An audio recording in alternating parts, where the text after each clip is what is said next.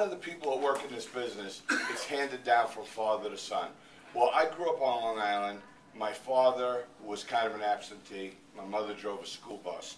And I was on the fence of being a guy who ended up in jail or a guy who maybe became a horse trainer. I looked at horse training and I drooled to be Woody Stevens, to be Mac Miller. Mac Miller was my idol.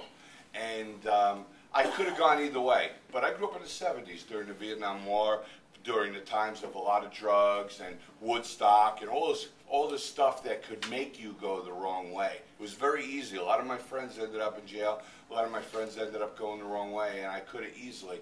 And when I look at Captain, Youth and Family Services, and the way we treat kids today, and we reach out to them, when we reach out to families to help them, there's nothing better. I got reached out to in the 70s by a guy named John Zoff. He was the assistant principal of my junior high school. I was in 9th grade, and I was on my way to being a bad guy. And in those days, to reach out, they'd grab you by the ear and drag you to the office, and he paddled me a few times. There was corporal punishment in school in those days. But he sat down with me, and he said, if you keep up like this, you're never going to be anything. And he scared the hell out of me when I was in 9th grade. He scared me to death, and I owe that guy for making me a better person. And in this day and age now, we reach out to kids in a different way. But what could be better? The youth, today's youth, is the leaders of tomorrow, and there are kids, whether it's in that shelter or on the verge of going the wrong way in this county, that can be reached, that can be great leaders and can be great people down the road. And you know, it's different than in the 70s. They reached out to you in a much different way, but it was the end game was the same.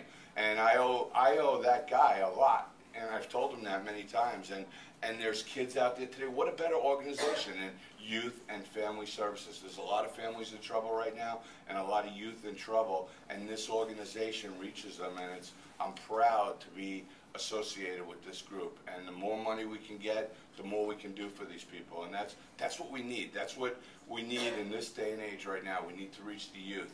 Because when we're all gone, everybody that's in this room is retired. The youth of today are going to be the leaders of tomorrow. And there's kids out there we can reach. And I'm very, very pleased to be a part of this group. I'm honored.